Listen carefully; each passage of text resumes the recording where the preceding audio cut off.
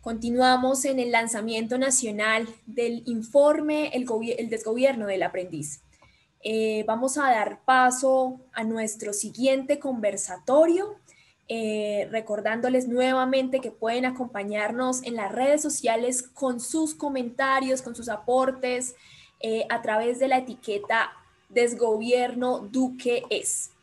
De esta manera le doy la palabra a Gloria Arias, quien nos va a acompañar en la moderación del conversatorio número 6, La Paz en Plan Tortuga, donde se van a abordar diferentes temas en torno a la construcción de paz e implementación del acuerdo final. Gloria es columnista del Espectador, es médica y es defensora de paz. Gloria, muchas gracias y adelante. Muchas gracias. Buenas tardes para todos. Mil gracias por acompañarnos en esta maravillosa jornada, en este día tan especial por los derechos humanos, esos mismos que están tan olvidados por algunos y que nos corresponde a todos rescatar. El solo título de este módulo de la paz en plan tortuga es fuerte, es deprimente, es un contrasentido. Si algo debería ser convocante de todos, si algo debería hacernos trabajar con la máxima energía posible y con la máxima unión a un país de 50 millones de colombianos, sería precisamente la paz. No tiene ningún sentido que la paz nos tenga divididos, no tiene ningún sentido que haya quienes le tengan más miedo a la paz que a la guerra. Entonces, cuanto hagamos para que esto cambie, pues más que necesario. Esto es algo que realmente no tiene ni siquiera traducción. Uno no puede pretender explicar esto en ningún idioma, que haya un país, que haya medio país que le tenga más miedo a la paz que a la guerra. Entonces, bienvenidos, muchas gracias y les voy a pedir que tengamos un poco de elasticidad mental. Este foro va a ser un poco distinto a lo que han sido los otros en cuanto a su dinámica y su conversación. Porque tenemos dos personas del Congreso que tienen sesiones plenarias y nos han pedido un poco de agilidad para entrar y salir, y el doctor Humberto de la Calle, que tenía un compromiso desde hace más de un mes, entonces se van a cruzar en el espacio cibernético Juanita y el doctor de la Calle. Bueno, entonces vamos a arrancar esta primera parte, si les parece, con Juanita Gobertos y con Soraya Gutiérrez. Juanita, nuestra maravillosa representante del Partido Alianza Verde. Juanita no solamente es una persona que está donde está con un proceso electoral de una votación altísima, sino que ella realmente ha estado con las botas puestas. Ella ha estado en los territorios, ella ha estado en terreno, ha trabajado por los niños, ha trabajado por la educación rural, ha trabajado para que la democracia llegue al campo, para que los campesinos vivan de una manera más digna. Ella ha estado ahí, no lo ha legislado desde un pupitre, lo ha legislado en territorio. Juanita, muchas gracias. De verdad, si uno piensa en una defensora de paz, automáticamente piensa en ti, pero de una. Y Soraya Gutiérrez, bueno, vocera de las plataformas, coordinadora del eje de construcción de paz en Cajar, donde lleva ya 26 años, creo, trabajando en Cajar, ¿cierto, Soraya, si no estoy mal? Ahora como vicepresidente del colectivo de abogados José Alvear Restrepo, que siempre ha tenido en su mano la defensa de los derechos humanos, la defensa de las víctimas, la defensa de las personas más golpeadas, más vulneradas y vulnerables, muchos de ellos por crímenes de Estado, inclusive por eso impulsó la formación del MOVICE, del movimiento de víctimas de crímenes de Estado. Entonces vamos a arrancar, por favor, con ellas dos. Y yo les quisiera preguntar, Juanita, no hablemos de balance, que la palabra balance a veces se vuelve un poco numérica. ¿Cuál es tu visión? ¿Cuál es tu sentir? ¿Cuál es tu percepción de lo que ha pasado con el acuerdo de paz en estos 2 años no sé si decir de gobierno o de desgobierno, se los dejo en pregunta libre, en estos 2 años de Duque, del presidente Duque?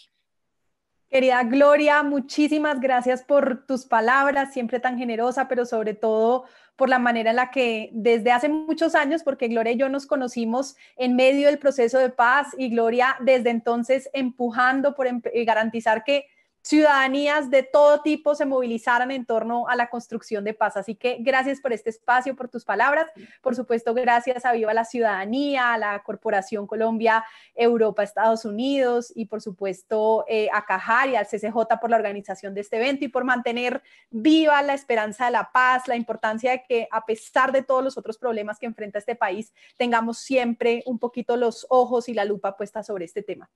Pues Gloria, lo que nosotros hemos venido haciendo desde un grupo de congresistas independientes y de oposición en el Congreso es justamente tratar de ponerle carne al sentimiento que creo que todos tenemos y que es palpable cuando uno justamente sale a las regiones, y es que el acuerdo de paz no se está implementando. Eso lo dicen las víctimas, lo dicen los campesinos, lo dicen excultivadores de coca, lo dicen los líderes sociales, pero hemos tratado como de ponerle carne y elementos a tratar de describir eso qué significa. Por eso quizás en ese sentido lo que nosotros hemos hecho, y tú lo decías, es un poco árido, es tal vez los números, pero creo que eso ayuda a mostrar no simplemente la percepción de que las cosas no van bien, sino ponerle un poquito de detalle. Lo primero que encontramos, y en esto pues la política es muy clara, el gobierno Duque puede salir a decir a nivel internacional que está apoyando el acuerdo de paz, que claro que le interesa, pero en esto lo que uno sabe, y sobre todo en el Congreso, pues es que los números y los presupuestos son lo que vale, y que más allá de las palabras hay que ponerle presupuesto para demostrar la voluntad política. Lo que nosotros hemos venido documentando es que si uno toma la inversión del gobierno Duque en estos 2 años, en estos 170 municipios más afectados por la guerra y por la pobreza, que son los llamados municipios PEDET, lo que uno encuentra es que al año este gobierno está invirtiendo el 1.52% de lo que tendríamos que invertir allí para poder transformarlos, no ya, que sería lo deseable, sino al menos en 15 años. Entonces, sale el consejero Archila, que insisto, yo creo pues que él es una persona dentro del gobierno que al menos con quien uno puede tener una interlocución, que parecería tener un interés en tratar de sacar esto adelante, pues un solo funcionario con un presupuesto así de chiquito definitivamente no hace la diferencia. Y estabilizar estos territorios, porque es allí mismo donde están las masacres, donde están las amenazas a líderes, pues requiere mucho más que el 1.52% de lo que tendríamos que hacer para transformarlos. Ese costeo, dicho sea de paso, porque además parte de lo que hace el gobierno es presentar cifras en abstracto, pero no lo contrasta con el costeo de cuánto nos costaría la implementación. En el plan marco de implementación que se hizo al final del gobierno anterior, se hizo un costeo todavía muy conservador, hay que decirlo. Yo creo que ese costeo, sin duda, si uno lo toma más en serio, tendría que ser más costoso, pero incluso si solo cogemos ese costeo conservador, implicaría que al año tengamos que invertir 4.67 billones para los PEDETs. Y insisto, este gobierno está solo invirtiendo 70.5 mil millones de pesos al año. Eso se ve reflejado a 2021 de manera aún más grave. El gobierno dice, no, miren, el trazador presupuestal de paz está creciendo en su conjunto, entonces parecería, ¿no?, como confundir, y uno va y mira el detalle y se da cuenta que de esos proyectos que está presentando el gobierno para 2021, en el 42% uno puede encontrar que efectivamente ahí hay ciertos proyectos de paz, pero encuentra que en el 43% es tan poco preciso el presupuesto que no podemos saber si son realmente de paz, y en el 15% podemos saber que definitivamente no son de paz. Y al mirar las agencias relacionadas con la implementación, uno encuentra reducciones dramáticas en algunas de las agencias más importantes. Agencia Nacional de Tierras con reducción del 14%, Agencia de Desarrollo Rural con reducción del 45%, Agencia de Renovación Territorial, que es la encargada de los PEDETs, reducción de casi el 4% en el presupuesto de inversión. Entonces, insisto, yo creo que ahí, además de la percepción de sentir que no se está cumpliendo, que estos territorios se nos están desvaneciendo, que lo que se necesita para poder estabilizarlos no es solo una política de seguridad territorial seria que recupere la confianza de las poblaciones, que le apueste a la administración de justicia, sino sobre todo presencia integral del Estado, es decir, implementar el acuerdo en términos de vías terciarias, acueductos rurales, electrificación rural, y para eso se necesita mucho más presupuesto del que este gobierno está invirtiendo. Entonces, a tu primera pregunta, Gloria, yo diría, aquí los datos demuestran la ausencia de compromiso de este gobierno con la implementación, y las palabras, si no tienen presupuesto asociado, valen muy poco. Pues es que teniendo el 1.52% de lo deseable, entonces ahí la voluntad se estrella contra un muro bien, bien horrible. Juanita, si te parece, seguimos contigo para que quedes en libertad. Perfecto. Entonces, una segunda pregunta para ti. Con ese panorama, ¿tú qué recomendaciones le harías al gobierno para enderezar el rumbo, para rescatar lo rescatable y que el acuerdo de paz sea de verdad una realidad y no un discurso en la boca del gobierno? Pues Gloria, hay una oportunidad, y en esto yo creo que todos tenemos que mantener la esperanza, y más todas las personas que seguro están viendo este foro y siguiendo este foro a lo largo de todo el día. digamos, hay que mantener una esperanza de algo que logramos que fue gigante y fue lograr que 13.000 excombatientes dejaran las armas, que hicieran tránsito a la legalidad en un tiempo récord. Cuando uno compara los procesos de dejación de armas, el colombiano con otros, realmente haber logrado lo que se logró y que incluso bajo los datos del propio gobierno Duque, el 92% de los excombatientes de FARC están cumpliendo con su proceso de reincorporación, pues yo creo que eso nos tiene que dar como una lucecita de un llamado a la esperanza y que a pesar de todos estos datos de incumplimiento no perdamos ese optimismo. ¿Eso qué significa? Porque digo que creo que puede haber una oportunidad, pero es una oportunidad difícil, porque en este contexto post-COVID y en la medida en la que empiecen todos los procesos de reactivación económica, en gran medida incluso la ortodoxia económica lo que está recomendando es inyección de inversión pública para poder reactivar la economía. ¿Cuál es el reto? Que logremos, y esto implica una movilización de muchos sectores, que logremos incidir en que esa inversión pública no se quede en las ciudades, que no agrave lo que es una ya brecha inmensa en términos de pobreza multidimensional. Si ustedes toman el último índice, esto todo es pre-COVID, ahí puede haber variaciones, por supuesto, y seguro las habrá duras, pero pre-COVID, índice de pobreza multidimensional en 17% a nivel nacional, mientras que en estos municipios PDT es del 45%. Entonces, digamos, si el gobierno, incluso en una agenda, digamos, política, que no necesariamente quiera llamar a implementación del acuerdo de paz, sino inyección de presupuesto público para reducir la brecha entre el campo y la ciudad y para reactivar económicamente esos territorios que más están sufriendo los efectos de pobreza, pues tendría que volcarse sobre esa ruralidad y dedicarse en últimas a la implementación del punto 1. Eso pasa por varios retos y ahí, digamos, soy un poquito menos optimista porque este gobierno pues ha demostrado ser, pues ha estado muy poco interesado en la implementación del punto de desarrollo rural, sobre todo en el tema de tierras. Como ustedes se acuerdan, el acuerdo de paz quedó en la obligación de crear un fondo de tierras con 10 millones de hectáreas, 7 millones de las cuales debían pasar un proceso de formalización y 3 millones de hectáreas que debían ser dotadas para acceso a tierras. Lo que uno encuentra en materia de acceso a tierras es que a corte de estos 2 años de gobierno Duque hemos hecho el 0.88% de lo que tendríamos que estar haciendo al año en materia de acceso a tierras. Ahí hay unas posiciones supremamente radicales, digamos que parten un poco de la base de que lo que hay que hacer es solamente formalizar y no generar acceso a tierras a campesinos que o no han tenido acceso a tierras o lo han tenido de manera insuficiente. En el caso de formalización, la cifra es un poquito mejor, pero aún así sigue estando muy por debajo de lo que tendríamos que estar haciendo al año para cumplir la meta de formalización de 7 millones de hectáreas en 10 años. Con los datos que tenemos, más o menos el gobierno de Iván Duque está avanzando en un 34.8% de lo que tendríamos que hacer al año para lograr las metas de formalización. Entonces, un primer elemento sería volcarse de manera seria en el cumplimiento de las metas de acceso y formalización a tierra. ¿Por qué? Porque de ello se desprende todo lo demás en términos de acceso a créditos, de poder tener proyectos productivos. Entonces, si uno no tiene esa base de poder tener un acceso a tierras, las posibilidades de que yo pueda reactivar mi economía porque me meta en un proyecto productivo, porque me articule a economías lícitas, son muy difíciles.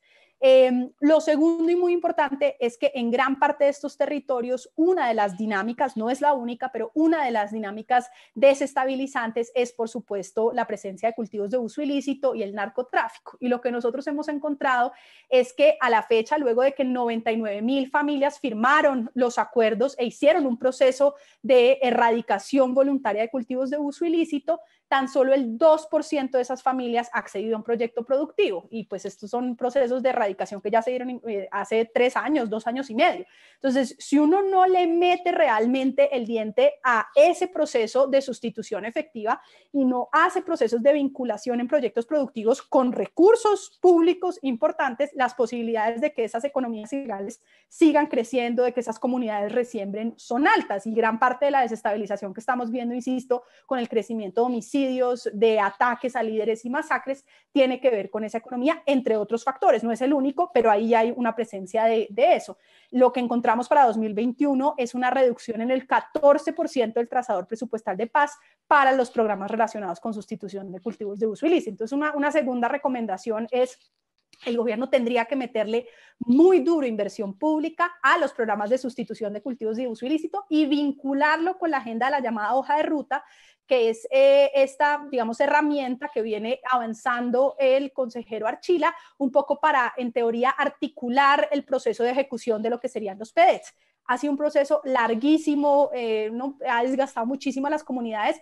Recordemos que 250,000 personas participaron de la elaboración de los PEDETs y que desde ese proceso de participación, que fue súper potente y que la gente cada vez que uno va a territorio lo único que quiere es que le implementen su PEDET, pues siente que lo dejaron esperando y que ahí no ha pasado nada. Si uno no articula los procesos de sustitución con el avance y la aceleración de los PEDETs, las posibilidades de seguir frustrando las expectativas de las comunidades son muy grandes. Y el tercero, por supuesto, es que uno tendría que acelerar con toda la implementación de los PEDET. Son procesos que ya fueron legitimados, las comunidades ya dijeron que querían. Es decir, son procesos en los que uno va a la fija porque no está tratando de implementar algo que luego uno no sabe si caen paracaídas, etcétera. Pero eso requiere un presupuesto que no es el que el gobierno le está asignando. El otro es muy grueso, pero es el tema de seguridad territorial, Gloria, y de ese podemos hablar si quieres. Yo realmente estoy muy preocupada. Yo no veo, y en eso el título de este panel y de este foro es muy al lugar, yo no veo una política de seguridad territorial de este gobierno. No veo a este gobierno entendiendo cuál es el nuevo escenario operacional, qué significa luchar contra grupos de crimen organizado, qué significa reestructurar los roles y misiones entre policía y fuerzas militares, cuál es su estrategia de colaboración con autoridades judiciales. El propio programa del gobierno Duque de modelos de justicia local y rural completamente desfinanciado para 2021. El Ministerio de Justicia fue a la Comisión Primera a decirnos no voy a poder cumplir ni siquiera mis metas del plan de desarrollo y el 43% se me va a quedar sin poder ejecutar porque no me están dando el presupuesto. Y por supuesto, pues lo que estamos viendo es una desestabilización radical de esos territorios. Entonces yo sí creo que si el gobierno no se pone las pilas a tener en serio una política de seguridad territorial y de administración de justicia local, esto se puede descuadernar de manera muy grave. Veo que ya está el doctor de la calle, a quien saludo. Bueno, hola. ¿Qué hubo, Juanita? ¿Cómo vas? Y a todos, bueno, mil gracias. Perdón por llegar tarde, pero logré llegar. Muy bien. Perfecto, perfecto. Juanita, mil gracias. Quedas entonces exonerada de la tercera pregunta porque tuvimos la ñapa de la seguridad territorial. Entonces, gracias, muchas gracias por eso. Sé que lo que vas es absolutamente importante que estés ahí. Mil gracias por haber estado aquí, por habernos ilustrado de esta manera tan completa y tan de verdad, tan sentida desde adentro. Muchas gracias por todo, no por esta media hora, gracias por tu vida, gracias por todo lo que haces. Gracias a ti, Gloria. Un saludo a toda la gente que nos sigue en este foro. Doctor de la calle, disculpas tener yo ahora que salir corriendo.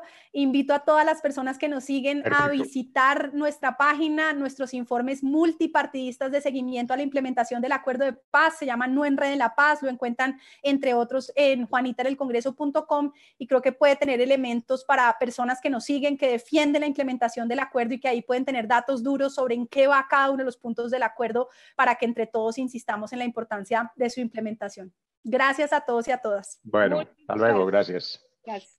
Doctor de la calle, buenas tardes. Bueno, esté con nosotros. Muchas gracias. Bueno, buenas tardes. Encantado de estar aquí con ustedes en el día de hoy. Gracias. Si le parece, seguimos con la doctora Soraya Gutiérrez, que la teníamos ya programada en nuestro bloque. Perfecto. Magnífico, muy bien. ¿Le parece bien? Me parece supremamente bien. Entonces, Soraya, contigo, vámonos con, si quieres, te propongo, vámonos con la primera pregunta que teníamos para Juanita. Ya tenemos todo su balance, porque ella nos dio realmente un balance, no solamente en lo conceptual, sino en cifras.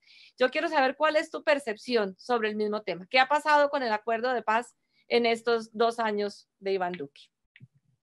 Bueno, mi querida Gloria, en primer lugar, saludarte a ti, saludar al doctor Humberto de la Calle, saludar a todos nuestros oyentes que nos están acompañando por Facebook, por YouTube, en el lanzamiento de este importante informe que da cuenta sobre el segundo año del gobierno Duque desde una perspectiva de derechos humanos. Bueno, en relación con el tema de la paz, efectivamente, paz, plan tortuga. Yo creo que, digamos, el principal problema que tiene la implementación del acuerdo de paz en el gobierno Duque se puede señalar lo siguiente: el acuerdo de paz se entendía como un acuerdo que iba a permitir la paz territorial, es decir, que iba a tener una implementación desde un enfoque territorial, que iba a sentar las bases para la construcción social del territorio. Un segundo punto era que iba a haber presencia del Estado, esa presencia del Estado en términos de garantías de derechos sociales, económicos, culturales, políticos, y que por supuesto ese acuerdo de paz también iba a posibilitar la participación de las comunidades a partir de ese reconocimiento y de esas capacidades que tienen las comunidades que las habitan para hacer propuestas, para formular alternativas sustentables para su desarrollo. Y otro elemento es que iba a permitir la inclusión social y el fortalecimiento integral de la democracia, y por supuesto el acuerdo de paz tenía que dar garantías para la seguridad, para la protección de quienes firmaron el acuerdo de paz, pero también la protección para personas defensoras de derechos humanos y especialmente también a las comunidades pues que habitan los territorios rurales y que han sido las comunidades más afectadas por el conflicto armado y por la violencia política. Sin embargo, ¿qué ha pasado? ¿Qué ha pasado? En el gobierno Duque realmente él cambia su visión de paz, él cambia en la perspectiva de llamarlo, estabilización y consolidación territorial. Es una paz que se manifiesta a través de la militarización de territorios, está soportada en una fuerte presencia de la fuerza pública. El gobierno Duque entiende la paz como un programa de gobierno y no como una política de Estado. Desconoce que tiene un carácter constitucional, que el acuerdo de paz es totalmente vinculante. Su enfoque de paz es un enfoque absolutamente reducido, una paz con legalidad. Para él la paz es la ausencia de violencia y simplemente la quiere limitar a un tema de dejación de armas, de desmovilización de combatientes, y por supuesto esa paz no tiene que ver con una presencia, digamos, del Estado en materia de provisión de servicios públicos, y en consecuencia pues hay un vaciamiento territorial en eso, lo que significaba la paz, que era el acuerdo de paz, que era un acuerdo que debía servir y contribuir para reparar las comunidades afectadas por el conflicto, pero también para posibilitar y para abrir espacios de apertura democrática. Entonces, pues, el gobierno Duque, pues, ha desconocido ese corazón que tenía el acuerdo de paz. Él simula que hay una implementación del acuerdo de paz, pero desconoce esa naturaleza integral, que cada punto tenía que ver con abordar las causas estructurales que han estado detrás del conflicto armado, que han estado detrás de la guerra en Colombia. Y hoy la paz es una paz que es selectiva, que está dispersa, que está restringida a aquellos puntos en donde el gobierno considera que puede ser viable en relación con sus propósitos políticos. Soraya, muchísimas gracias. Bueno, creo que nadie como el doctor de la calle puede tener una visión desde el corazón y desde la inteligencia de lo que está pasando con el acuerdo de paz. El doctor de la calle, jefe del equipo negociador con las FARC, que realmente lo que estaba negociando creo que no era la paz, no era solamente la paz para las FARC, es la paz para Colombia, y eso es lo que muchos no han logrado entender. Usted nos mantuvo viva la esperanza, usted nos acercó como nadie lo había hecho a la paz, y yo creo sinceramente que a Colombia no le va a alcanzar el tiempo para agradecerle a usted lo que hizo por nosotros y lo que sigue haciendo y lo que esperemos que siga haciendo. Quiero hacerle la misma pregunta. ¿Cuál es su visión? ¿Cuál es su percepción? Si me perdona la palabra, ¿cuál es su sentir frente a lo que está pasando con ese hijo suyo que usted construyó durante 6 años de jornada continua, de paciencia infinita y de firmeza recta y de palabra? ¿Usted qué siente? ¿Qué piensa con lo que está pasando ahora? Bueno, no, pues primero, mil gracias, Gloria, y gracias por esas palabras tan generosas. Realmente me conmueve mucho oírte y no puedo sino reiterar mi agradecimiento. Y un gran saludo también a los panelistas, a quienes nos están siguiendo, y gracias por la atención. Yo comenzaría, antes de entrar, dijéramos, en elementos de detalle, tomando una frase tuya, Gloria. Nunca me canso de repetir que hay una diferenciación que aparentemente es abstracta, pero no lo es. El acuerdo de fin del conflicto con el grupo guerrillero en aquel entonces llamado FARC es una llave para un proceso de implantación de una paz firme y duradera. Siempre tuvimos claro que en La Habana estábamos poniendo fin al conflicto con una fuente de confrontación no con todas además. Ahí surge una cosa realmente muy asombrosa, la antilógica por excelencia de quienes dicen, como todavía hay rescoldos de paz, pues entonces lo que tenemos que hacer es retrotraer los acuerdos, como si uno pretendiera apagar las últimas brasas de un incendio trayendo gasolina, en vez de continuar en el proceso que se diseñó y que tiene un objetivo inmediato, que era la finalización del conflicto, objetivo que se ha cumplido, aun cuando hay, dijéramos, dificultades de ambas partes, pero hay que reconocer que desde la perspectiva de las FARC, su proceso de dejación de armas se concluyó satisfactoriamente y no hay duda sobre el particular.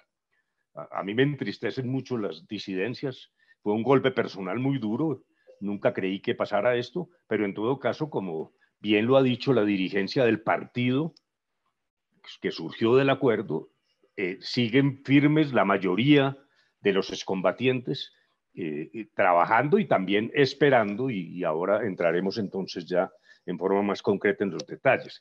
La paz es algo que concierne a todos, que sabíamos que duraría más, que no es el resultado solo de ese acuerdo, sino que el acuerdo generó una hoja de ruta sobre otra serie de temas cruciales para Colombia, que incluso hoy pertenecen a los colombianos y no necesariamente a las partes sentadas en La Habana. El uno, por ejemplo, para solo mostrar ese ángulo, y ahora volvemos sobre él, es el que tiene que ver con la reforma rural integral. La reforma rural integral es una necesidad de Colombia. Esto ha salido del ámbito de la mesa de conversaciones de La Habana y es algo que es necesario que nos apropiemos todos. Colombia lleva más de siglo y medio de frustraciones en materia de acceso a la tierra, de las familias campesinas que no lo tienen o lo tienen de manera insuficiente. Muchos de nuestros vecinos ya repararon esa ausencia de una política pública razonable.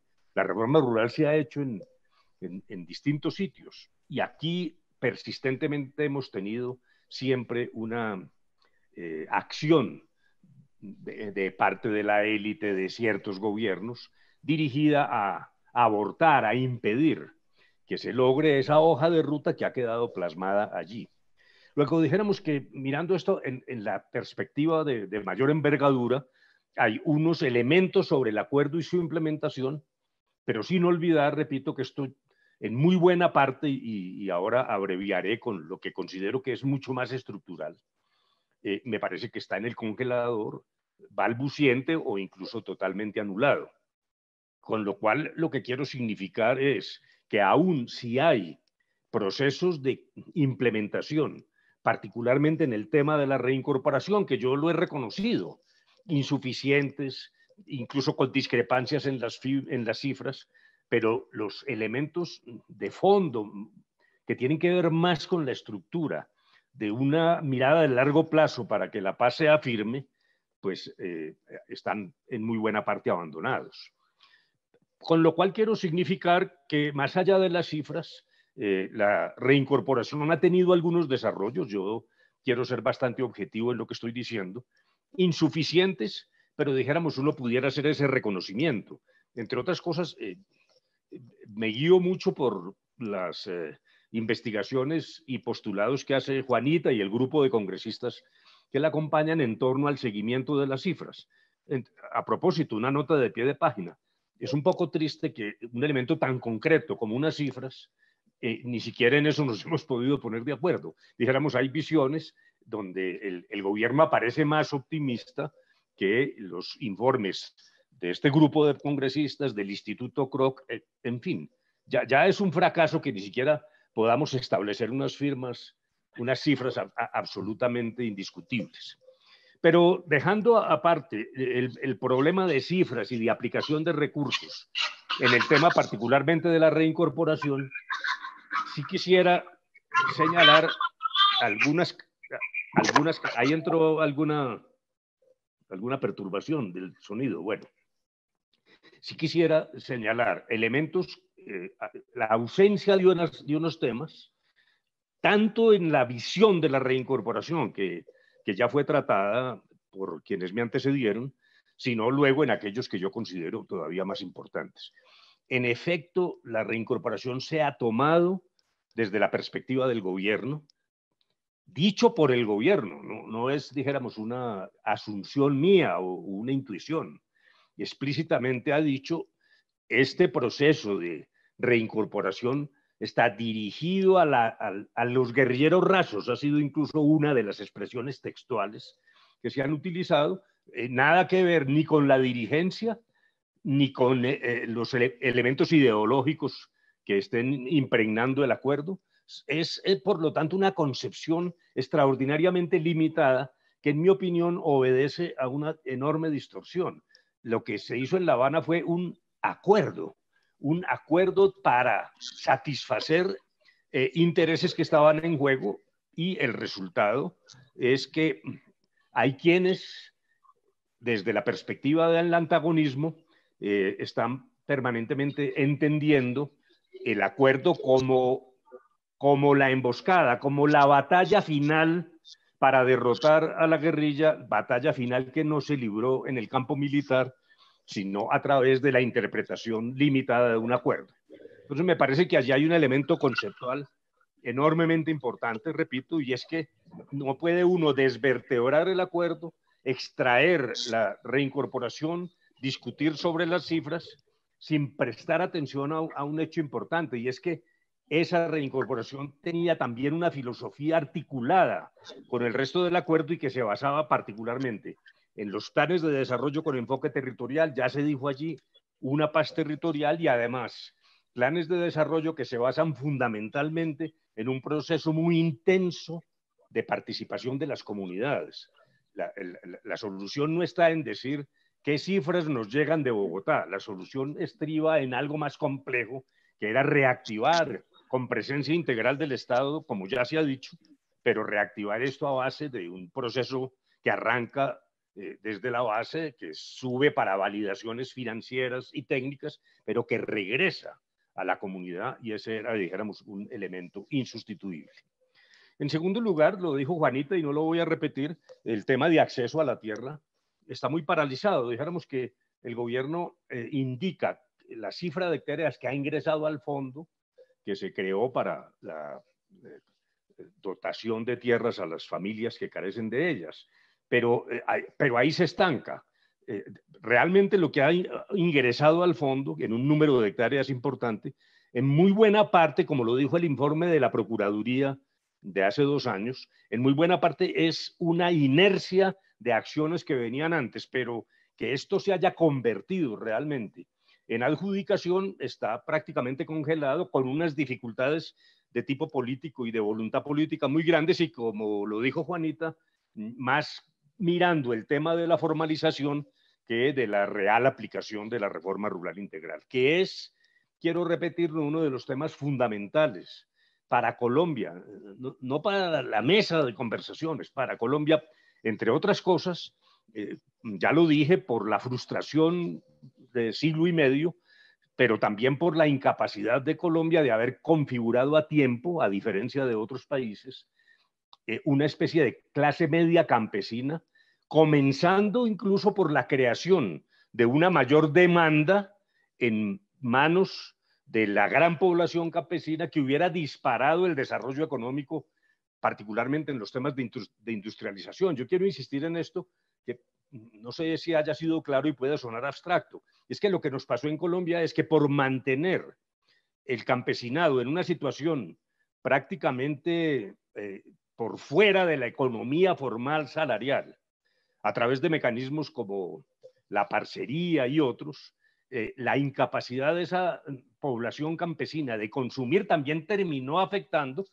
Lo increíble es que esto lo dijo Hernán Echavarría Olózaga hace 3 o 4 décadas, terminó afectando el desarrollo general de la economía en la medida en que el mercado interno se vio privado de una situación, repito, en la cual los campesinos fueron enclavados en una situación de servidumbre por fuera de la economía moderna, y es algo que todavía subsiste.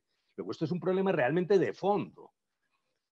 Voy a poner un solo ejemplo. Los llamados tigres asiáticos, que en el año 50, Corea, por ejemplo, tenía una economía inferior a la nuestra, La gran revolución de los tigres asiáticos, que luego fue comercial y tecnológica, comenzó con la reforma agraria. Lo primero que se hizo fue la reforma agraria para generar, repito, un mercado interno mucho más moderno, más ágil y con mayor capacidad de competir.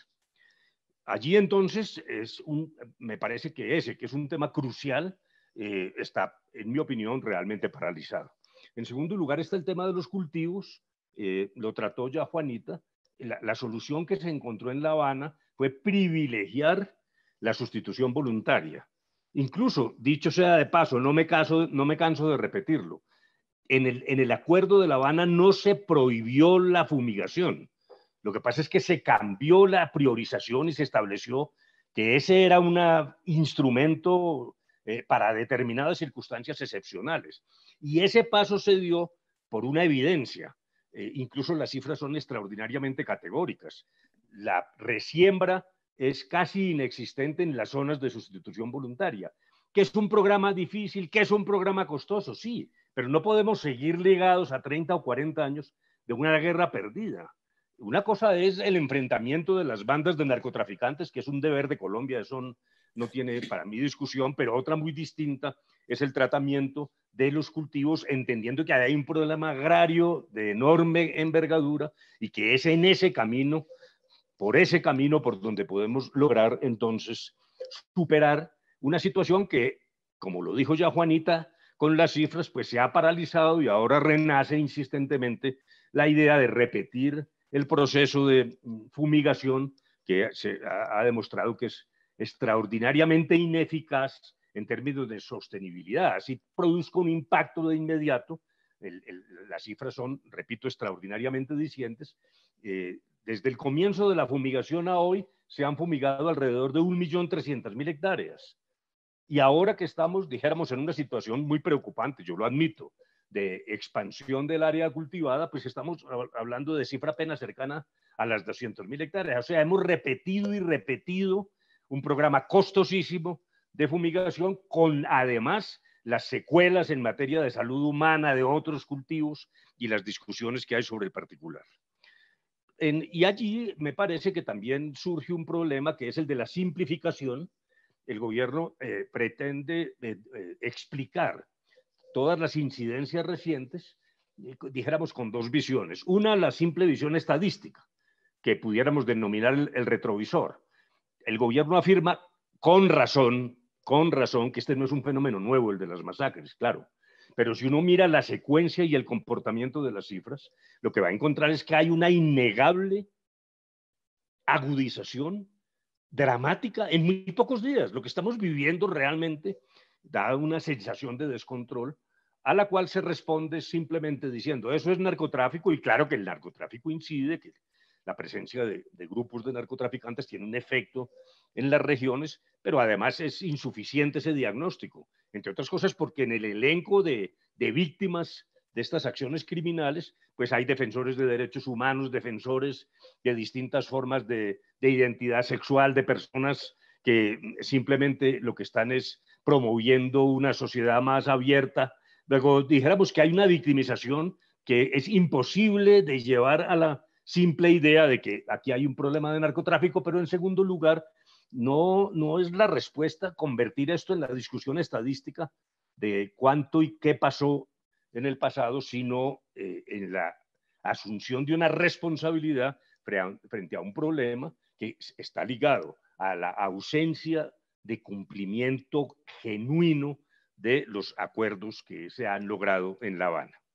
Pero voy a abreviar ya para no extenderme demasiado, agregando dos elementos donde hay en el uno frontal incumplimiento, que es el de la reforma política. Recordemos, ¿qué fue lo que se pactó? No que íbamos a resolver y modificar el sistema democrático colombiano sentados en La Habana con las FARC, no.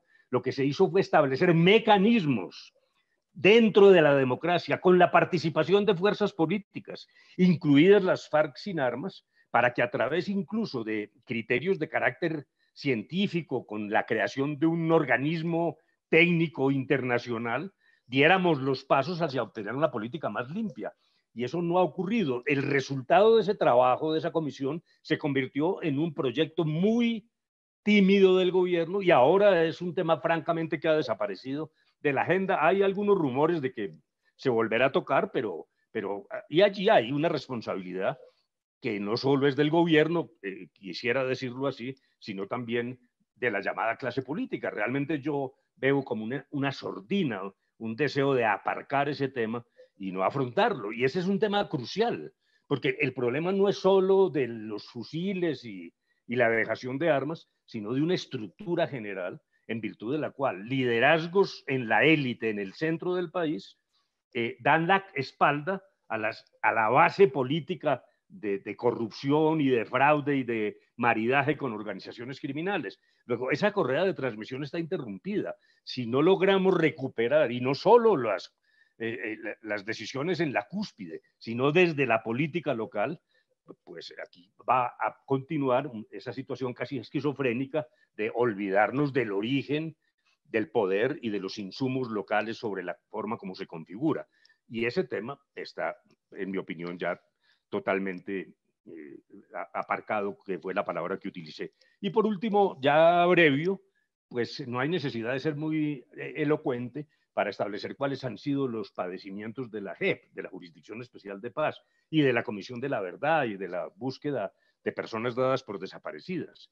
Hay realmente un ambiente desde las propias objeciones reiteradamente hechas por el presidente en el sentido de modificar algo que tiene un sustento que, en mi opinión, es esencial para lograr que el camino de la paz se abra, y es la presencia y la concurrencia de todos los victimarios, y no solo de las FARC, en condiciones de soluciones menos drásticas, si se quiere, de la justicia ordinaria, pero haciendo parte de un conjunto que se configura a través de la verdad, la justicia, la reparación a las víctimas y los compromisos de no repetición. Pero esto tiene que congregar a todos.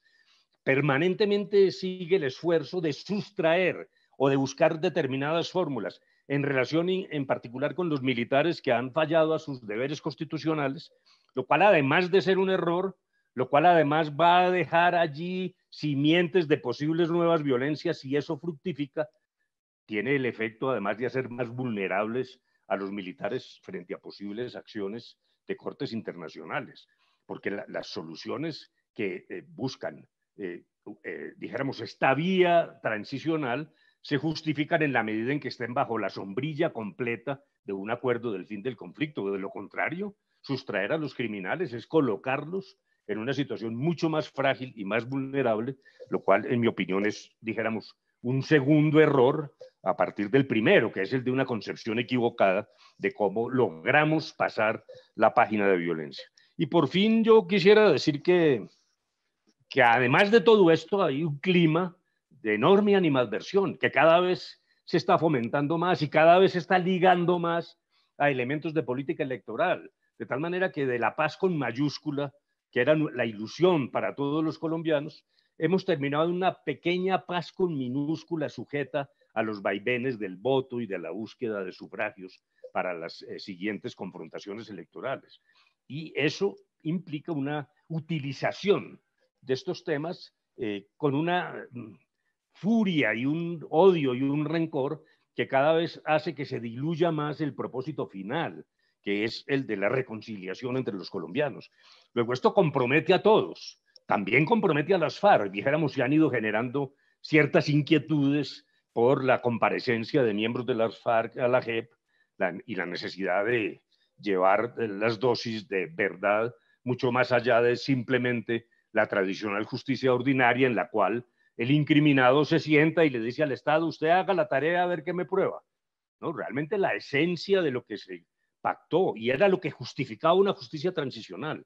Si no fuera por ese componente sistemático de reconocimiento de responsabilidades, pues bastaba con una discusión, por ejemplo, sobre una rebaja de penas, si no hubiera sido necesario, si esa fuera la visión miope, crear una circunstancia sofisticada como la que estamos enfrentando. Luego, en resumen, me parece que hay que preservar la jurisdicción en su filosofía central, que es la que impedirá que quede ahí, repito, un eslabón suelto que por la vía de la correa de transmisión de las venganzas nos vuelva a retrotraer a situaciones del pasado, como de hecho hoy hay muchos colombianos que sienten que está ocurriendo. Eso es indiscutible. Más allá de las estadísticas, hay mucha sensación de pasado, de que ya esto lo habíamos entendido superado. La actitud tiene que ser de examen, de preocupación, pero no de pesimismo niquilista. Tiene que ser una tarjeta amarilla, no la quisiera llamar pesimismo, pero sí una llamada de atención hacia la continuación de la discusión y del impulso que requiere la implementación completa del acuerdo, en lo cual tenemos que echar mano de la comunidad internacional, pero de nuestros propios ejercicios como este y tantos otros, dirigidos a no permitir que se apague la ilusión y la esperanza de lo que creo yo que viene siendo un paso trascendental en la historia de Colombia. Bueno, yo creo que por ahora es suficiente. Doctor de la Calle, mil y mil gracias. ¿Ve? El papá del acuerdo, ¿qué hacemos si es así? Quiero darle la bienvenida a Sandra Ramírez, senadora del partido FARC, compañera por 23 años de Manuel Marulanda. Sandra entró a la guerrilla a los 16, 17 años y lo asumió al 100%. Ella es así, y es una persona que asume sus desafíos y asume sus responsabilidades al 100%. Y sabemos que en esta nueva etapa, en esta etapa de paz, en esta etapa de construcción de democracia, también lo va a hacer así. Ahí tenemos puestas absolutamente todas las esperanzas y yo sé que va a ser así, Sandra. Quiero que, desgraciadamente ya nos queda muy poco tiempo, entonces les propongo que tú me contestes en unos 3 minutos, 3 minutos idealmente, cuál es tu visión sobre en qué está la implementación del acuerdo de paz a los 2 años del gobierno o desgobierno, como se llama este encuentro, de Iván Duque. Y después les propongo que cerremos con una intervención de 1 minuto de cada uno de ustedes, si son tan amables, en que nos hagan muy brevemente unas recomendaciones. ¿Qué recomendarían ustedes a las organizaciones sociales, a los partidos políticos y a la comunidad internacional? Ya el doctor de la Calle contestó algunas de estas cosas, de estas inquietudes, para avanzar hacia la paz y para no seguir recrudeciendo y profundizando esta violencia que nos tiene absolutamente fracturados. Sandra, bienvenida y gracias por estar acá. Muchísimas gracias, Gloria, por esa bonita presentación. Mi saludo a los panelistas, a Julio César, a Gilla, al doctor Humberto de la Calle y a quienes están detrás de cámaras apoyándonos en esta transmisión tan importante del desgobierno del aprendiz. Y efectivamente, yo voy a empezar por una parte muy dolorosa y triste que tenemos. Si hay algo que necesitamos en los territorios es la paz.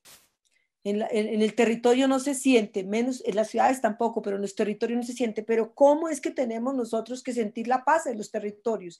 Es darle la posibilidad al campesino que pueda ir de su vereda al pueblo a comprar el pedacito de carne sin el temor que le ocurra nada, absolutamente nada en el camino. Hay que empezar por ahí. Esa es una garantía de vida. Y eso es sencillamente la implementación del acuerdo. ¿Cómo es que la implementamos y cómo damos nosotros?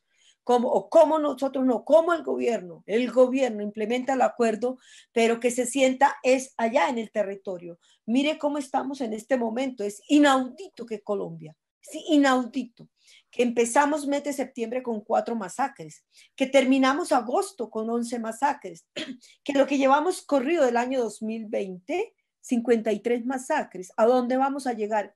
Empezamos por ahí. El acuerdo es vida. La implementación del acuerdo, primero que todo, es garantizar la vida y allá tenemos que apuntarle con una presión permanente por la implementación del mismo. Y la implementación empezamos por los puntos. Yo entré escuchando al doctor Humberto de la Calle. La implementación del acuerdo tiene que ser integral, no por pedacitos. Él tiene un hilo conductor y ningún punto está separado del otro. Nosotros no podemos hablar de reforma rural integral si no hablamos de participación política. No podemos hablar de participación política y de la reforma rural integral si no tenemos un fin de conflicto, si no desarmamos nuestros espíritus, si no desarmamos nuestras manos, si no hacemos un pacto para el no uso de la violencia en el ejercicio de la política. Y no podremos avanzar si no nos ponemos entre todos y una presión permanente por la solución al problema de las drogas, que realmente es un flagelo que azota a nuestro país y no es de ayer. Hace más de 40 años que tenemos nosotros este flagelo en nuestro país y no podemos hablar de eso si no hacemos como lo estamos haciendo y hoy lo estamos haciendo, y nuestro compromiso que así ha sido, y cuando uno dice compromiso está la vida de por medio. Es realmente, es la vida la que uno da, ese es el compromiso, dar la vida por la reparación, por ir a la JEP, por hacer el reconocimiento, por ir a dar la verdad que nosotros tenemos, porque la verdad es construcción, la verdad no es absoluta, la verdad la construimos entre todos, es la verdad del conflicto, que tenemos que ir a darla de todas las partes allá, y por supuesto asumir la responsabilidad que nos toque dentro de las actuaciones en el desarrollo del conflicto. Pero una responsabilidad que no asume una sola parte, es una responsabilidad porque en el campo de batalla no estuvo presente una sola parte, en el campo de batalla estuvimos dos bandos muy, muy fuertemente enfrentados y que nos enfrentábamos era muerte. No era a darnos la mano, ni a saludarnos, ni a decirnos palabras bonitas, no. Y por supuesto la implementación, que es el último punto. En esto incluyo las víctimas. Pero no, hoy no estamos viendo eso. Hoy al contrario, tenemos un elefante muy pesado, pero muy pesado, que no camina, que no da un pequeño paso en la implementación del acuerdo. Muy al contrario, hay fuerzas poderosísimas que han vivido, Gloria, Guilla, doctor de la Calle lo sabe muy bien, Julio César lo sabe muy bien, que han vivido de la guerra y hacia allá nos quieren retroceder. Nos quieren retroceder a esos y no llegamos al campo donde necesitan. Nosotros necesitamos superar el estado de abandono, superar las causas económicas, sociales que originan los conflictos en nuestro país. Si no lo hacemos, estaremos haciendo un círculo vicioso, estaremos de nuevo rondando esos tristes episodios que estamos viendo. Gracias, Sandra. Muchas gracias. Y creo que nos corresponde a todos transformar esos círculos viciosos en círculos virtuosos de verdad colectiva y de paz para Colombia. Entonces, Soraya, por favor, muy brevemente, unas recomendaciones para la comunidad internacional, para las organizaciones sociales. ¿Qué hacer para romper este ciclo de violencia y empezar a construir una paz de verdad y duradera? Gracias, Gloria. Bueno, yo creo que primero que todo al gobierno, ¿no? Para el gobierno nosotros sí creemos que tenemos que seguir exigiendo que debe asumir su compromiso de apoyar, de dotar, de implementar integralmente el acuerdo de paz, de dotar de recursos a la institucionalidad creada en el marco del acuerdo. El punto de reforma rural integral es el que presenta los más bajos indicadores de implementación y nosotros sí creemos que es importante impulsar la reforma rural integral, el ordenamiento social de la propiedad rural, el uso del suelo, la economía solidaria y campesina, la garantía progresiva de derechos a alimentación, es decir, todo lo que tiene que ver con los derechos del campesinado y su economía.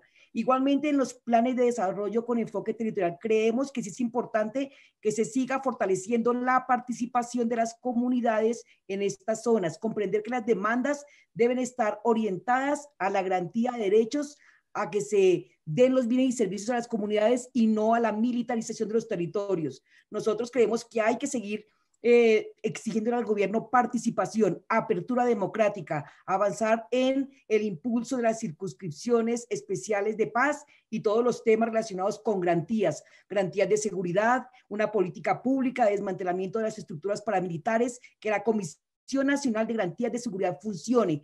Y por supuesto a la comunidad, hay un tema que es importante y yo creo que tenemos que escuchar los territorios, a las comunidades, a esos territorios afectados históricamente por el conflicto armado. En este marco de la agudización de la confrontación armada, de la guerra, las comunidades tienen muchas propuestas que tienen que ver con acuerdos humanitarios en lo territorial. Creemos que es importante escuchar a las comunidades en el Chocó, en el Catatumbo, en Nariño, en el Cauca, que tienen propuestas en ese sentido. Y por supuesto a la comunidad, a las organizaciones sociales, yo creo que existe un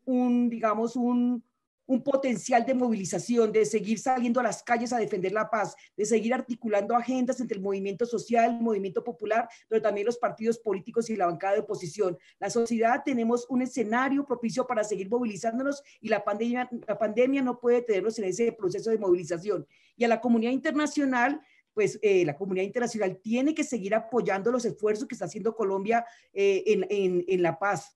La comunidad internacional está financiando a través de 4 fondos fiduciarios varios puntos del acuerdo de paz, más o menos el 9% del presupuesto que da la comunidad internacional es para la implementación del acuerdo de paz, pero hoy se exige que monitoree, que verifique, que esté encima exigiendo rendición de cuentas al gobierno nacional y por supuesto todos los mensajes políticos en el Parlamento Europeo, en el Departamento de Estado, en el Congreso de Estados Unidos, que todos los temas de derechos humanos, que todos los condicionamientos que se puedan poner a Colombia en relación con el cumplimiento de la paz y los derechos humanos deben estar al orden del día. No solamente es el apoyo político, sino también el apoyo financiero, el apoyo a los esfuerzos que estamos haciendo como sociedad civil para sacar adelante este acuerdo de paz y por una paz completa que implique 2, negociación con el ELN y 3, el desmantelamiento de las estructuras paramilitares. Muchas gracias. Soraya, muchísimas gracias. Sandra, 1 minuto para esa respuesta y le voy a pedir al doctor de la calle que después cierre esta jornada, por favor, para que rematemos con broche de oro con usted y después viene Matador. Mejor dicho, no se pueden mover de aquí. Sandra, por favor. Tienes el micrófono apagado. Las organizaciones sociales y a toda la sociedad, lucha organizada y presión en la calle para la implementación de los acuerdos. Nosotros todos somos pasajeros, Gloria, de una barca y esa barca la vamos a remar a buen puerto. Al gobierno nacional que empuje también esta barca a buen puerto, se llama la paz. Esa es mi reflexión. Gracias, el minuto maravilloso. Doctor de la calle. Pues mil gracias. Me voy a tomar, creo, menos tiempo que Sandra porque creo que es el momento de ser realmente muy preciso. Primero, organizaciones sociales hoy son un elemento de la democracia actuante contemporánea. Antes se decía que eran como los enemigos de los partidos y como una cosa secundaria. Hoy ya no hay ninguna fuerza, ninguna configuración democrática que no tenga que valerse de las organizaciones sociales como articuladoras de aquellos elementos de política pública que incluso van quedando por fuera de los mecanismos tradicionales de democracia representativa. A partir de allí, entonces, primero, activismo. Segundo, pedagogía. Tercero, exigencia de reflexión y de rendición de cuentas. Y a su vez, no caer en la trampa del odio. No debemos responder con ferocidad y con odio, sino con una visión ponderada y seria de la forma como se está implementando no solo el acuerdo, sino más allá del acuerdo de la consecución de la paz. Formación de opinión pública. A mí realmente lo que estoy viendo en Colombia es que no hay opinión pública. Lo que hay es fanatismo, y es un fanatismo que está creciendo. Y me parece que es extraordinariamente peligroso ese camino y que en el pasado vivimos situaciones semejantes que fueron extraordinariamente ruinosas. Y por último, me parece que ya se dijo, tenemos que abrir los ojos y los oídos a la Colombia profunda, a esos territorios que luchan abnegadamente en medio de la gran indiferencia de las masas urbanas. Creo que es más que suficiente por ahora. Muchísimas gracias. Mil gracias a todos, mil gracias a nuestros panelistas maravillosos, Sandra, Soraya, doctor de la calle, Juanita, que ya salió. Mil gracias a ustedes por habernos acompañado. ¿Y saben qué es lo más lindo de esta tarde? Que si estamos aquí es porque no estamos dispuestos a dejarnos arrebatar la esperanza. Si no, no estaríamos acá. Muchas gracias y los dejo con Matador. Mil gracias para todos. Gracias, Gilla. Bueno, y justamente porque no queremos dejarnos arrebatar esa esperanza, muchas gracias a todos por el panel anterior, gracias a todos y todas las que nos están escuchando y que han estado todo el día conectados justamente para escuchar este informe, y por supuesto, gracias a nuestro invitado especial de esta parte, Julio César González. Yo no me sabía el nombre, es conocido por nosotros, nos ayuda bastante también el informe Matador, así que bienvenido, muchísimas gracias. Nos correspondió a nosotros dos cerrar esta jornada inicial de foros de todo el día y de esta presentación del informe. Yo llego un poco animada porque hemos estado meses dándole vueltas, diciendo qué es lo clave, y en este cierre, aunque el panorama sigue siendo difícil, sigue siendo complicado. Yo me quedo con un poquito del panel anterior y casi algo de los paneles que han pasado durante todo el día, y es que a pesar de todo lo que está sucediendo, cada vez somos más las organizaciones sociales que estamos en defensa de la paz, que estamos en defensa de los derechos humanos, y yo creo que también ese es un mensaje muy importante del día de hoy, justamente porque la fecha es esa, el 9 de septiembre, Día Nacional de los Derechos Humanos. Así que, bueno, vamos a seguir con esto y ya casi llegando al final de esta casi maratón del día de hoy. Entonces, Matador, bienvenido, buenas tardes. Tienes el micrófono apagado. Sí, no te escuchamos. Yo digo que parte de lo que tenemos que aprender en esta nueva virtualidad es justo estas cosas. Yo no sé, a los que nos están escuchando y a los invitados seguro nos pasa. Listo. Estamos Ya. en estas transmisiones. Listo, listo. Y ya tenemos sonido. Dale, Matador, bienvenido. Bueno, buenas tardes. Un saludo a Soraya, a Aura, a Gloria, a Sandra, al papá de los pollitos, que es el papá de la paloma, Humberto. Les mando un abrazo. Y bueno, en estos tiempos oscuros que estamos viviendo, en estos tiempos terribles, que era en el cual este gobierno y el uribismo y las fuerzas de la derecha están tratando de volver trizas la paz. Yo creo que este es el momento en que hay que ser muy inteligentes para dar la pelea. Porque este gobierno lo que quiere es eso, arrebatarnos la esperanza. La paz obviamente tiene muchos errores, el proceso de paz, pero como he dicho varias veces y como he escuchado, yo sí prefiero un proceso de paz con errores y no quiero una guerra perfecta como la que ha habido y con todo eso lo que trae y con todo lo que trae. Es que es complicado. Nosotros realmente parte de los mensajes centrales que queremos dejar, y en esta última parte ya de cierre, hemos arrancado desde anoche y todos estos días vamos a seguir insistiendo en que no queremos devolverlos a la guerra. Realmente no queremos que siga avanzando la violencia, no queremos que siga avanzando el conflicto armado. Somos tercas y a veces, no sé, Matador, si a ti te pasa en las caricaturas seguramente, y es que nos dicen, pero otra vez con lo mismo, y en muchas ocasiones nos pasa a las organizaciones de derechos humanos en las plataformas, pero otra vez lo mismo, parece que no tuvieran cosas nuevas, pero sí, desafortunadamente tenemos que seguir insistiendo en la paz, insistiendo que la salida negociada al conflicto armado es una urgencia para este país, insistiendo en que los derechos, la salud, la educación, el trabajo, la alimentación, siguen siendo prioritarios. Una de las cosas importantes y que yo he visto en tus caricaturas durante todo este tiempo también ha sido cómo estos otros derechos han salido a la luz pública, no porque antes no se violaran, sino que ahora la pandemia ha hecho que la situación sea cada vez más complicada. ¿O qué opinas tú? Bueno, lo que pasó con la pandemia realmente es que desnudó la fragilidad económica y la fragilidad en muchos términos de lo que es Colombia. Aquí demostró que los grandes empresarios no pasaban de 60 días y que la economía colombiana en su gran mayoría es una economía informal. Y vemos cómo este gobierno, que realmente es el gobierno del aprendiz de Duque, realmente es cómplice de todos estos, de todas estas catástrofes económicas, sociales. Y al tipo no le importa nada, el tipo no solamente sale a las 6 de la tarde en un programa que tiene, que no lo ve nadie. Y él vive como en el país de las maravillas, aquí no pasa absolutamente nada, él vive en el país de los enanitos y en el país de Blancanieves. Y realmente eso es muy terrible, que una persona de esas características y de esas veleidades nos esté gobernando en un tiempo tan duro como el tiempo de la pandemia y en un tiempo tan duro en el cual ellos mismos se han encargado de hacer trizas la paz. Entonces realmente la paz sí está en peligro.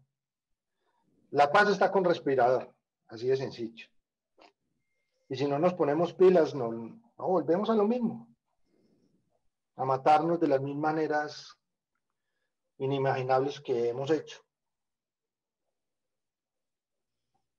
Si nosotros parte también un poco del énfasis que estamos haciendo a lo largo de estos foros del día de hoy, que todos los que nos están escuchando y todas van a encontrar en el informe, tiene que ver con documentar de a pocos, porque son 56 artículos, ya lo han visto en el video, y somos más de 500 organizaciones que nos juntamos para decir 4 cosas centrales. Uno, que no queremos que nos devuelvan a la guerra y el conflicto va avanzando y que tenemos que seguir defendiendo la paz. 2, que hay una cantidad de derechos y que la pobreza y la desigualdad siguen siendo problemas estructurales de este país y que la pandemia, como decía Matador, justamente la ha visibilizado más.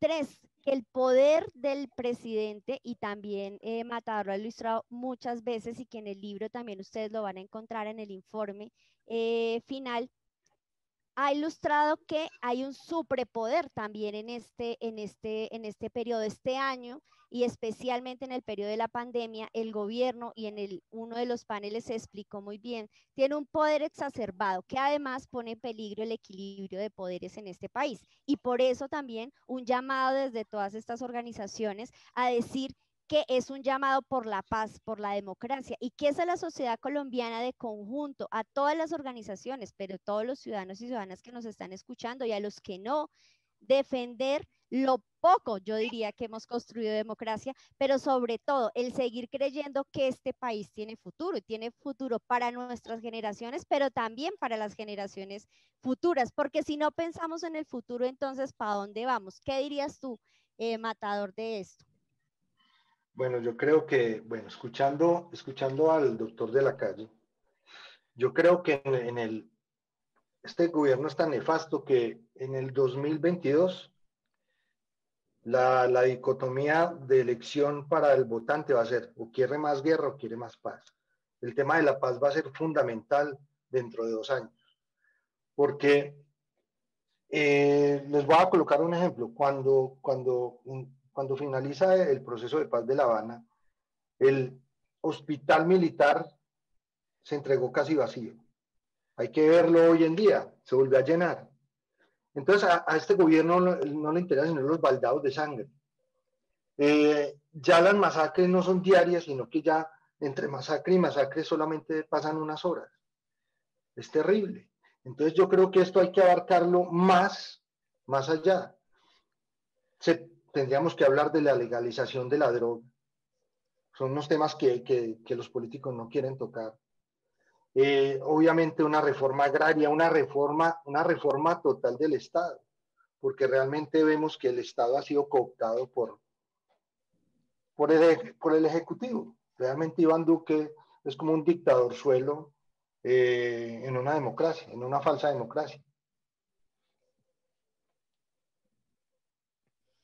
Sí, otro de los aspectos, y siguiendo un poco con eso, yo quería ser insistente, eso es lo que es difícil con este informe, como un poco como en la esperanza y en lo que tenemos también entre manos, porque efectivamente es una figura, y eso lo constata el informe, de un presidente que ha tenido más facultades, pero que además ha tenido facultades no para superar la pandemia. El informe presenta una síntesis de cómo 164 decretos fueron expedidos y solamente 11 tenían que ver con la salud, pero además tenían que ver con la salud, pero no para responder el problema ni de déficit de recursos, ni de crisis de los hospitales públicos, ni de problemas de los trabajadores de la salud, sino una financiación justamente de alguna manera a esos terceros y a esos sectores también financieros para mejorar esas ganancias que tienen estos sectores.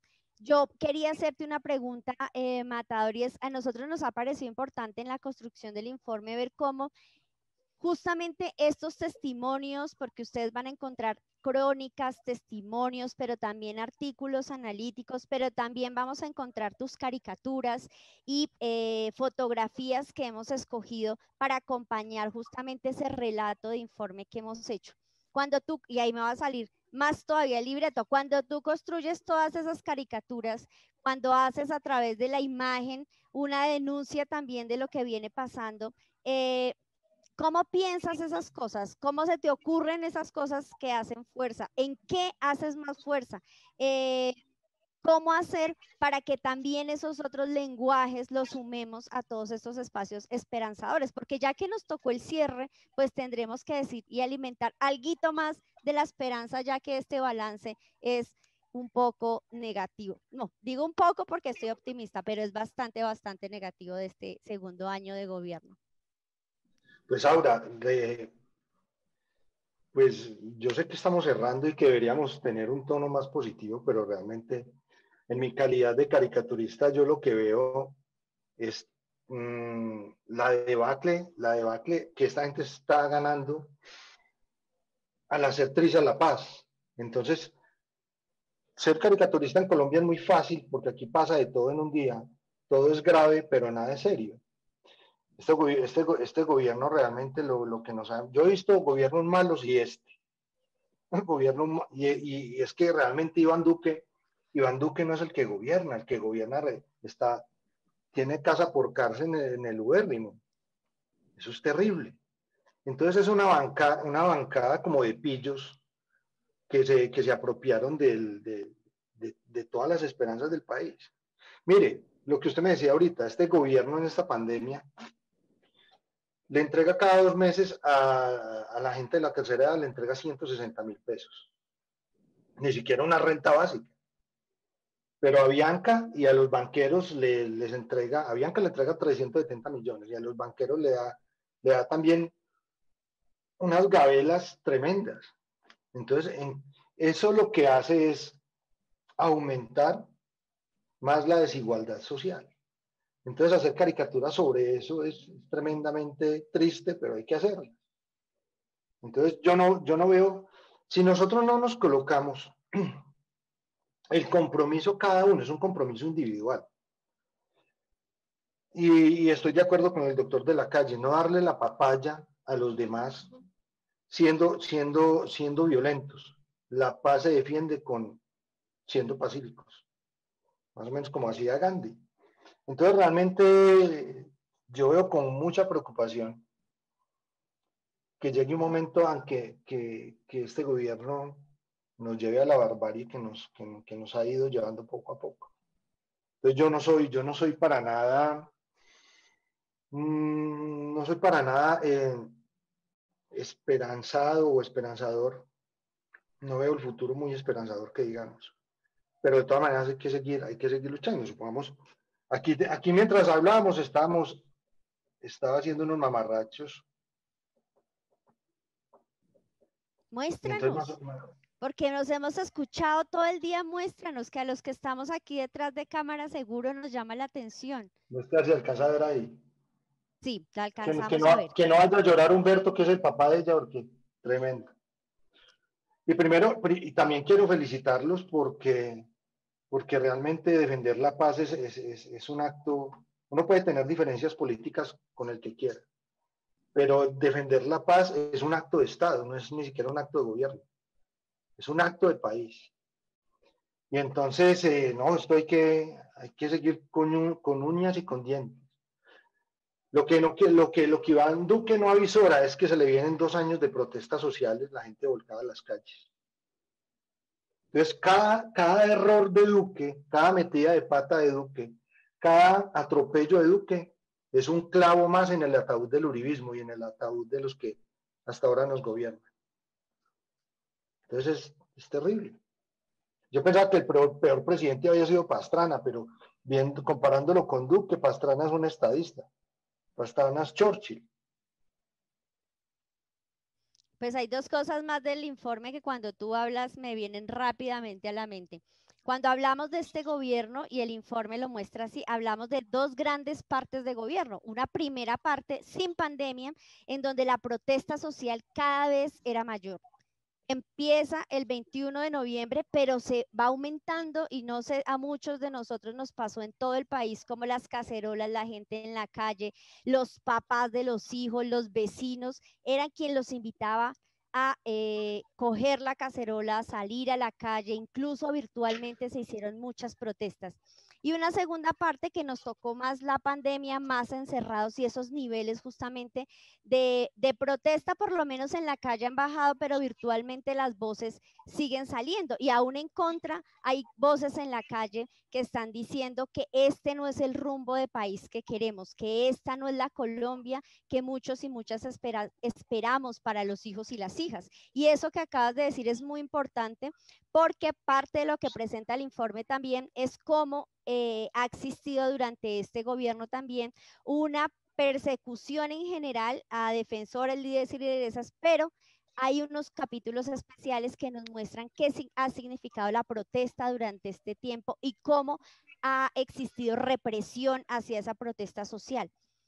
Y algo que no nos puede faltar hacia adelante para defender la paz. Y yo pensaba justamente en una caricatura cuando Matador dice los dientes, yo pensaba eran los dientes para morder y no dejarnos quitar la paz y los dientes para sonreír y decir que aún a pesar de todo, aquí estamos y aquí estamos tercos y aquí estamos resistentes y estamos un poco insistiendo como siempre, como lo han hecho muchas generaciones en este país, que muchos desgraciadamente han muerto, pero que otros seguimos aquí entre la locura un poco diciendo que este país sí puede ser distinto, que a pesar de todas estas cifras, que a pesar de todas estas imágenes, que a pesar de la desgracia de masacres que nuevamente estamos viendo, existe gente que cree en este país, gente que vemos todavía posibilidades. El informe retoma en uno de sus artículos lo que ha significado para muchas organizaciones sociales y sectores populares reivindicaciones como la renta básica que no se escuchaban en este país, y eso también tiene sentido. Tiene sentido una paz que por supuesto plantee una manera de desarrollarse de este país distinto. Hay unos artículos que muestran cómo centrar este país en todo el tema minero energético no nos sirve, o cómo la deforestación en este gobierno en el Amazonas sigue avanzando y sigue acabando con esto. Pero yo quería quedarme, porque ya desafortunadamente nos toca cerrar, un poco con la locura y con los dientes de sonreír y con los dientes de morder. De sonreír porque bienvenidas todas las caricaturas para, a pesar de todo, burlarnos de esta terrible realidad, pero los dientes también para sonreír y decir que todavía existe esperanza, que vale la pena que sigamos luchando finalmente por este país. Desde las resistencias, desde las caricaturas, desde los informes y las protestas, desde las cacerolas, desde todos estos foros virtuales, desde los informes, desde lo que hacen las organizaciones en las regiones, desde lo que hace la señora en la casa haciendo el oficio que hace que esta economía doméstica se mueva, y desde todos los rincones, porque yo sigo creyendo que aquí estamos, que por lo menos tenemos vida aún para seguir hablando, para seguir peleando por otros, para seguir haciendo caricaturas, para seguir haciendo informes, y yo creo que el mensaje un poco para ir cerrando, porque desafortunadamente ya nos toca cerrar, es esto. Matador, te doy los últimos minuticos para que nos cierres esta parte. Ahora vamos con unos videitos, pero ya todas las voces y muchas más siempre nos quedan en el tintero.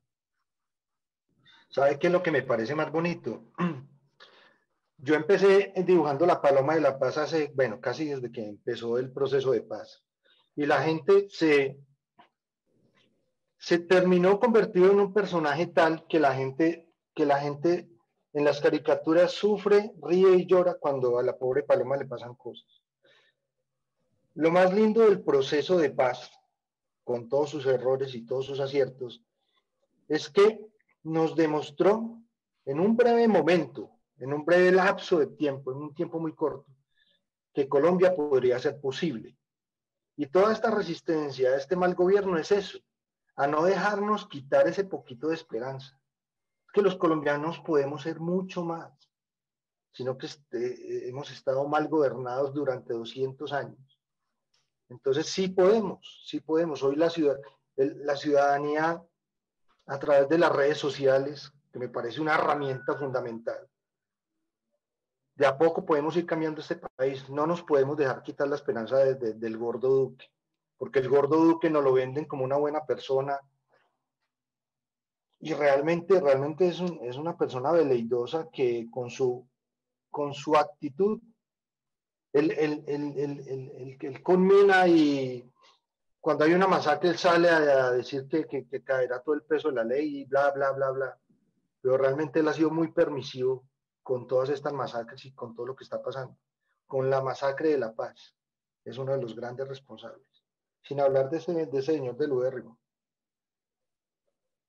Muchísimas gracias, Matador, por todo, por las caricaturas, por el tiempo, por todo lo que haces por este país todos los días. Muchas gracias a los que nos están escuchando y no se les olviden, el informe de hoy se resume en 5 cosas. La primera, no podemos echar para atrás la paz. Avanza la guerra y tenemos que defender la paz y posibilidades de hacer paz tenemos. 2, los derechos, la salud, la educación y todo lo demás es la visibilización de la pobreza, de la desigualdad que por décadas y décadas y décadas hemos vivido desde el origen de la guerra. Es decir, si vivimos mejor, si se invierten los recursos mejor, vamos a tener una Colombia mejor y no va a ser un círculo de pobreza y de guerra.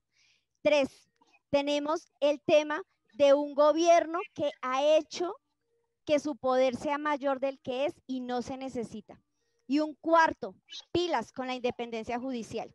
Y ahora sí, para cerrar y para darle ya la palabra a María Cristina, muchísimas gracias a todos y todas los que nos están escuchando y la esperanza es lo último que se pierde, así que tenemos que seguir tercos y tercas insistiendo. Así es, Aura. Muchas gracias, Aura, Matador, doctor de la calle, Gloria, por acompañarnos en estas reflexiones finales.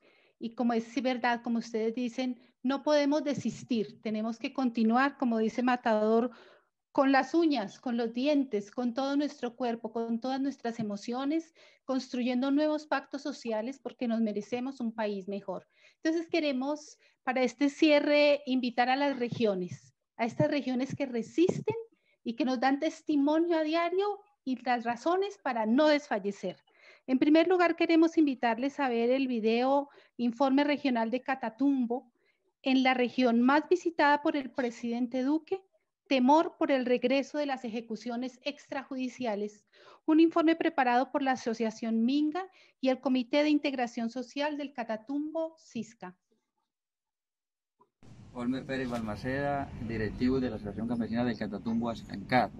En lo que tenga que ver en cómo se vulneran los derechos humanos en la región del Catatumbo, hay que decir que el abandono histórico del Estado ha hecho que las violaciones de derechos humanos en la región del Catatumbo se vuelvan un círculo vicioso.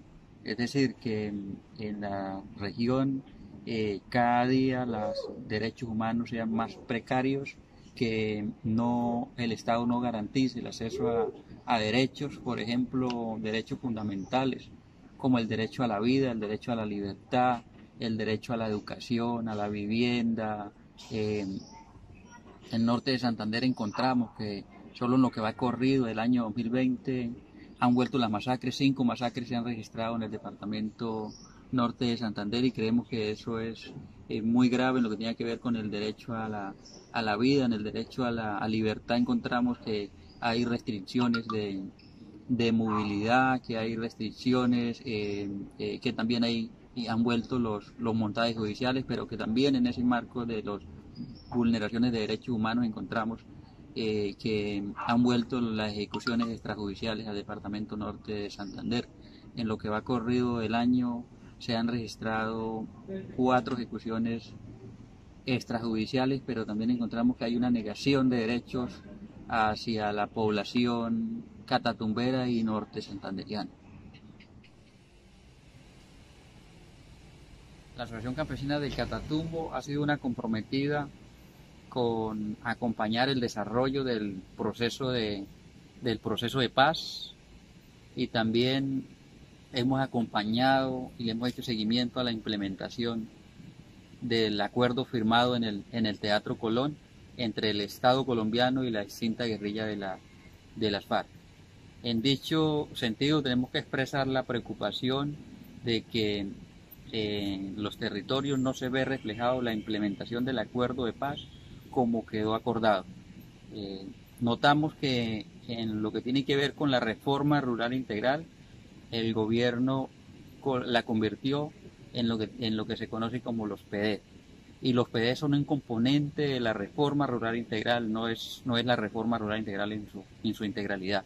Notamos que en los PD, en la hoja de ruta, no quedó recogidos procesos tan importantes como la propuesta territorial de la Asociación Campesina del Catatumbo de constitución de zona de reserva campesina, pero también la propuesta territorial de los hermanos indígenas Motilón Barí de saneamiento, ampliación y delimitación de sus resguardos.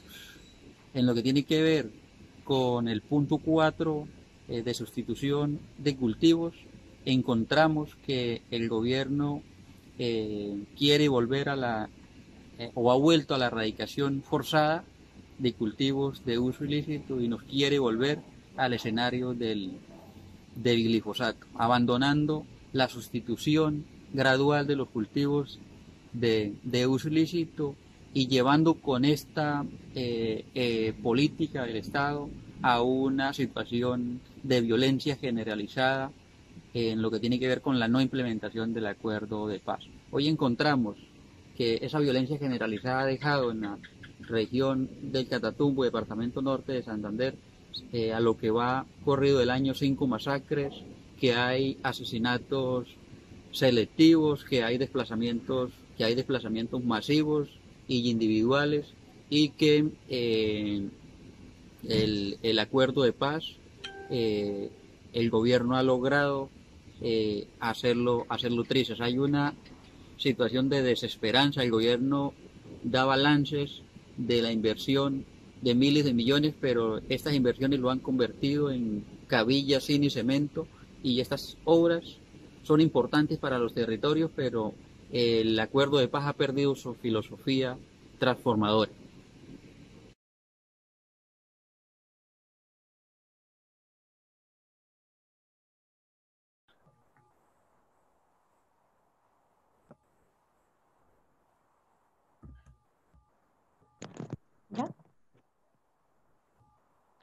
Desde la tierra de nuestro querido Marco Rivadeneira, el informe regional del Putumayo.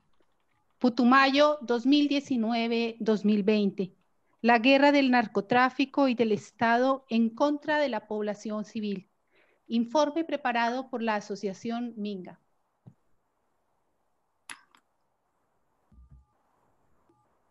La situación de derechos humanos del departamento del Putumayo es simplemente dramática. Allí se violan todos los derechos humanos de su población. Decir en primer lugar que el asesinato de líderes y lideresas sociales ha seguido creciendo en este territorio. Durante el primer semestre de este año, entre enero y junio, se alcanzó a los 14 asesinatos de estos hombres y mujeres entre indígenas, campesinos y afrodescendientes, lo cual es muy lamentable. Pero otro grupo importante de liderazgos sociales han tenido que desplazarse de sus municipios o del mismo departamento para salvar sus vidas. También se han presentado varias masacres en varios municipios del departamento, y a esto se suma la estigmatización, especialmente por parte del gobierno nacional, de sus pobladores, y también se suma la erradicación forzada que lleva a una situación humanitaria muy preocupante de estas comunidades que tienen como único sustento los cultivos de uso ilícito, pues el gobierno ha insistido en operativos de erradicación forzada, sea con Ejército Nacional o con la policía, que ha traído muertos y heridos en varios territorios, especialmente en el Bajo Putumayo y particularmente en el corredor Puerto Vega-Teteyé. La situación ambiental también es crítica, pues se insiste en el extractivismo del petróleo, lo que hace que este territorio tenga, por supuesto, una deforestación y una crisis ambiental importante. El incumplimiento del acuerdo de paz por parte del gobierno nacional en el departamento del Putumayo es casi total. Tres aspectos importantes. El primero tiene que ver con las 11.000 familias que firmaron el pacto de sustitución voluntaria de cultivo de uso ilícito para erradicar o sustituir 11.000 hectáreas de estos cultivos. Estas familias todavía están esperando que el gobierno cumpla lo prometido. En segundo lugar, la soledad de los excombatientes que firmaron el acuerdo de paz es total. Han sido asesinados 17 exfirmantes del acuerdo de paz. Los otros que están en estos territorios se encuentran absolutamente amenazados, amedrentadas por parte de las disidencias de las FARC y de otros grupos, y es posible que a un ETCR que está ubicado en el corredor Puerto Vega-Teteye tenga que ser trasladado a otro lado porque nadie garantiza la seguridad de estas personas. A esto se suma que el gobierno nacional y la fuerza pública no han controlado el crecimiento de las disidencias de las FARC en este territorio, y además se han crecido otros grupos ilegales y de narcotráfico que tienen a las comunidades completamente amedrentadas y atemorizadas y asesinando por todos lados. Así que el incumplimiento del acuerdo de paz por parte del gobierno de Iván Duque es total. En mayo del 2019, el presidente Iván Duque estuvo en Mocoa, Putumayo, al frente de un taller que se llamó Construyendo País. En él dijo: aquí estamos con la determinación de traer progreso al Putumayo. Sin embargo, pasado más de un año de estas palabras, al Putumayo solamente han llegado la fuerza pública, las erradicaciones forzadas, han aumentado los grupos criminales, se han fortalecido las disidencias de las FARC y el narcotráfico campea por todo el territorio. Los asesinatos, las masacres, el desplazamiento forzado de las comunidades es pan de cada día, y la pobreza y la crisis humanitaria es la agenda del Putumayo cotidianamente. Así que el gobierno no ha dejado nada positivo en este departamento, y esperamos que lo próximo que queda de su gobierno, que son 2 años, lleve a este departamento de la mano de la convivencia, de la paz. Eso implica cumplir con el acuerdo de paz firmado entre el gobierno y la exguerrilla de las FARC, y cumplirle a todas las familias que tienen su sustento diario en los cultivos de uso ilícito para que logren transformar esta economía ilícita a una economía de la vida.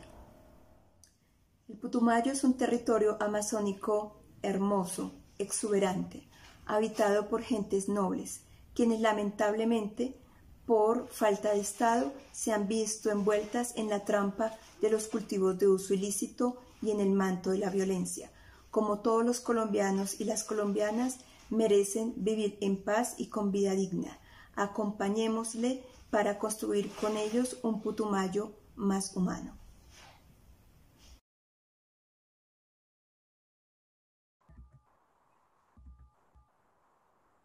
Bueno, y seguimos con nuestra programación.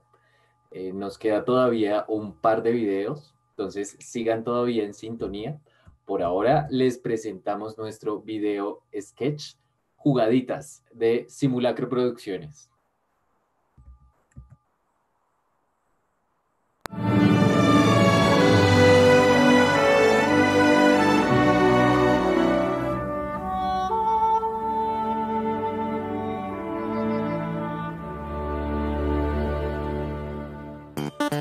¿Estamos todos? Sí, excelencia. Good. Entonces, ¿qué tenemos que hacer? Decretar emergencia sanitaria para atender esta crisis. ¡Hecho! ¿Algo más? Sí, excelencia. Ahora nos toca expedir decretos. ¿Decretos? Sí, decretos. ¿Y por dónde empezamos? No sé. Pues por los que requieren apoyo, los trabajadores independientes, los pequeños empresarios, los que han estado sacando el trapo rojo por las ventanas. ¡Hecho! 117 billones para atender estos problemas. ¿Para esta gente? Para los bancos. ¿Para los bancos? ¡Claro! Es que acuérdense que aquí los que mueven la economía son los que están como James. ¿Como James? ¿Como James? ¡En la banca! ¿Cuántas llevo? ¿Decretos? No, cabecitas. Perdí la cuenta. ¿De las cabecitas? No, de los decretos. ¿Y de las cabecitas? Muchas. ¿Verdad? No ha pasado de una. ¡Qué vaina! ¿Qué sigue? Masacres. ¿Y eso qué es? Cuando asesinan a mucha gente en la misma ocasión. Tenaz. Como una moñona. Algo así. O como la masacrada que le pegó el Bayern al Barça. Más o menos. ¿Y ahí qué se hace? Primero hay que cambiarle de nombre. Eso así suena muy feo. Sí. Llamémoslo remates. No creo. Remates es como rematar y puede ser peor. Sí, es cierto. Llamémoslos homicidios en masa. Mejor homicidios múltiples. No. Lo tengo. Homicidios colectivos. ¿Homicidios colectivos? Sí, llama a la unión. Sí, muy bien. Muy bien. Bueno, ¿y con esos homicidios qué? No, pues toca encontrar culpables y mirar cómo frenarlas. ¿Frenarlos? Las masacres. ¿Ah? Perdón, los homicidios colectivos. Frenarlos. Pues culpables, los de siempre, ¿no? Sí, muy bien. ¿Y para frenarlos? Glifosato. ¿Glifosato? Sí. El glifosato destruye malezas, rastrojos, disidencias, evidencias. 60, 61, 62, 60. Excelencia. ¿Qué? Me hizo perder la cuenta. Excelencia, ¿se acuerda de lo que le dije? ¿Que había mucha gente poniendo trapos rojos en la ventana? ¿Y eso por qué? ¿Es que la mechita volvió a ganar algo? ¿Sí? Dígame que sí. No, no es por eso. Es porque tienen hambre. Como los pollitos. Sí, excelencia, como los pollitos. Aunque algunos también tienen frío porque los han sacado de sus casas. ¿Y esa vaina? ¿Es que acaso los bancos no les prestan? Si esa gente no tiene nada con qué responder, no tienen cómo ofrecerle garantías a los bancos. Por eso sacan el trapo rojo. ¿Trapo rojo rima con? Saldo rojo. Pongámosle más plata a los bancos. Eso, para que tengan más garantías.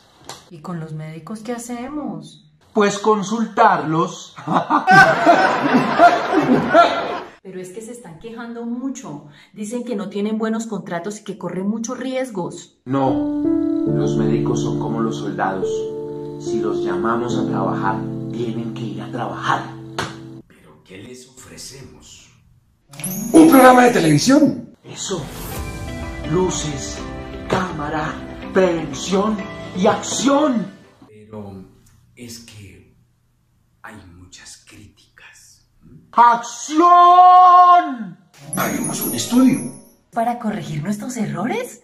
No, para saber quiénes nos critican. Eso. Pero bueno, excelencia, volviendo a los médicos, ¿qué medidas vamos a tomar para favorecer al sector de la salud si esto es un problema sanitario? Sanitario rima con... Vuelo humanitario. Sí, pero déjeme una. Perdón, excelencia. En todo caso, tenemos que poner a volar esos aviones que vuelen alto y sin deudas. ¿Y para la salud? Que los alcaldes tengan que consultar todo con las fuerzas militares. Que no se les olvide que aquí mando soy yo. ¡Sí! ¡Sí! ¿Y para la salud? Esto. Salud. ¡Salud! Y en las noticias, hoy amanecimos con un nuevo paquete de decretos firmado por el presidente la noche anterior. De otro lado, les contamos que hoy se lanza el informe del desgobierno del aprendiz. ¿En qué país pueden estar viviendo algo así ahora mismo? ¿En qué país? ¿En qué país? ¿En qué país?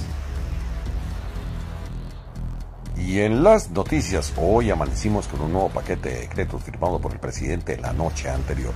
De otro lado, les contamos que hoy se lanza el informe del desgobierno del aprendiz. Asimismo, le contamos que los trabajadores de la cultura siguen esperando medidas que los favorezcan en alguna medida.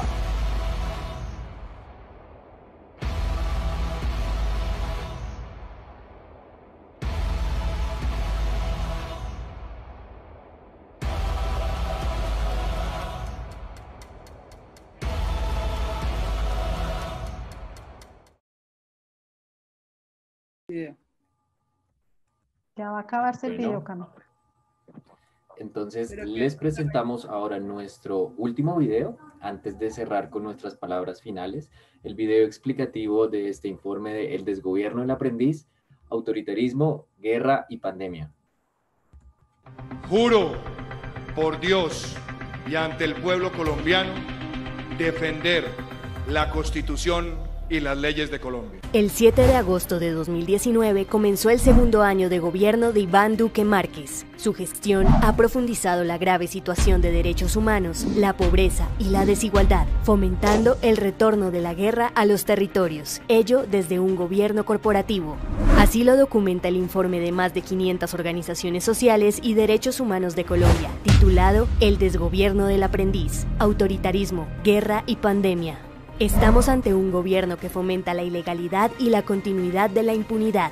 Durante el segundo año de gobierno de Iván Duque, persistieron las operaciones ilegales de la inteligencia militar y de organismos de seguridad del Estado, lo que demuestra la sistematicidad de la práctica dentro de estos organismos.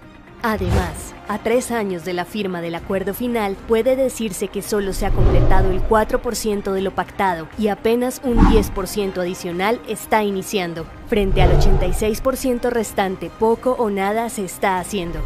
El punto 1, reforma rural integral del acuerdo final, es el que presenta los más bajos indicadores de implementación. Este informe también deja ver cómo el gobierno de Iván Duque nos devolvió a la guerra.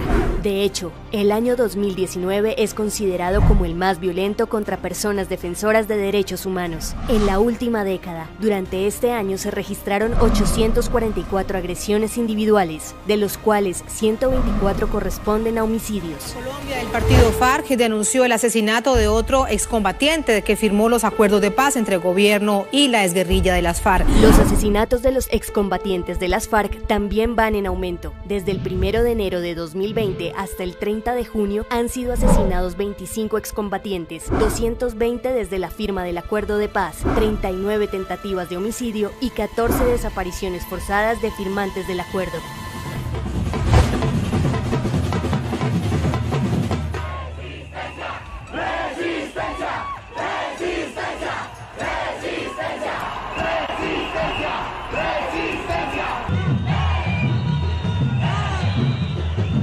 Otro hecho destacado es el paro nacional del 21 de noviembre de 2019, que articuló a múltiples organizaciones y personas para rechazar una serie de reformas laborales y pensionales y en defensa del cumplimiento del acuerdo de paz. La protesta social fue respondida con una fuerte represión por parte de la fuerza pública. Asimismo, en el último año, el gobierno profundizó la pobreza y la desigualdad con un enfoque antiderechos.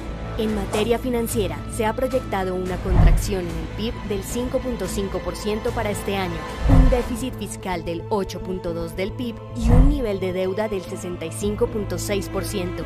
Sin duda, la peor recesión en toda la historia del país. Hemos tomado la decisión de decretar el estado de emergencia, de conformidad con lo establecido en el artículo 215 de nuestra Constitución Política. En materia de salud, a propósito de la crisis sanitaria generada por el COVID-19, se destacan las facultades extraordinarias que ha concentrado el Ejecutivo, en donde se cuentan 164 decretos, de los cuales apenas 11 se relacionan directamente con el sistema de salud.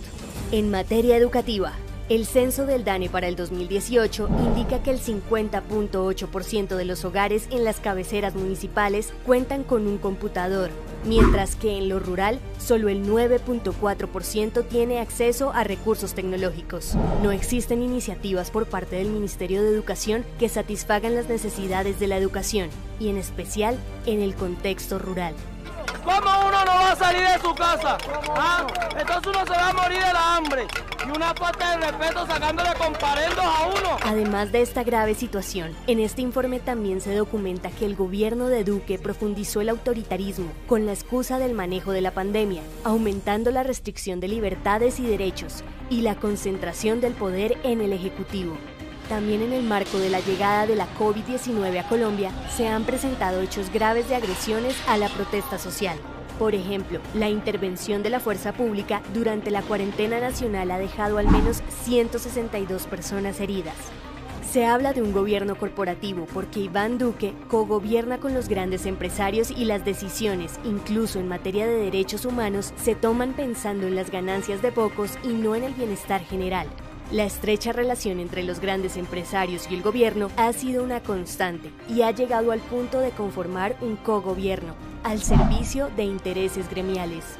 Un año más de gobierno, el segundo de un aprendiz, o mejor dicho, un segundo año de desgobierno que se ha definido por el autoritarismo, la guerra y la pandemia.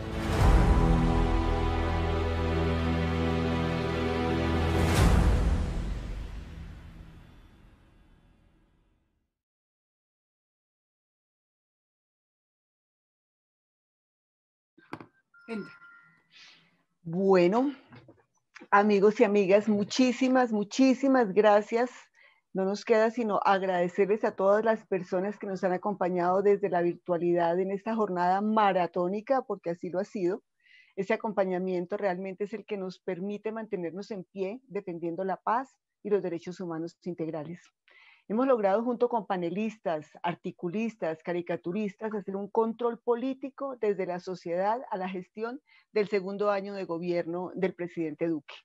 Como nos quedan 2 años de gobierno, debemos mantener la esperanza viva como sociedad para no permitir que se sigan cerrando las posibilidades de la democracia.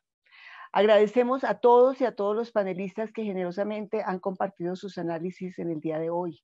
A los articulistas, a quienes tendremos la posibilidad de leer en el informe El desgobierno del aprendiz, autoritarismo, guerra y pandemia, balance del segundo año del presidente Iván Duque. En las páginas web de la plataforma, la Coordinación Colombia-Europa, la Comisión Colombiana de Juristas y el colectivo de abogados José Alvear Restrepo, están colgados el informe ejecutivo y las conclusiones y recomendaciones, y próximamente estarán también el informe completo. A las comunicadoras, a Gilla de Viva la Ciudadanía, Carolina de la CCJ, Camila de la Coordinación, Angélica del Cajar y a Wendy de las plataformas de derechos humanos por todo el trabajo que han hecho. Al equipo técnico bajo la coordinación de Ferney, de la Escuela Nacional Sindical de Antioquia, que hizo posible esta transmisión, ¿sí? A María Cristina y a Camilo, quienes me acompañaron en la presentación de los paneles, y especialmente, muy especialmente, a Aura Rodríguez. Qué pena, me emociona, a esta hora del día, la verdad, estamos llenos de emoción y entusiasmo por haber logrado esto, ¿sí?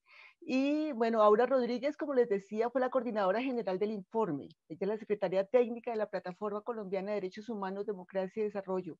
Muchísimas gracias, Aura, por toda tu dedicación y compromiso, por su persistencia. Sin su persistencia realmente no hubiera sido posible que hoy tengamos el informe y que estemos aquí con todos y todas ustedes compartiendo.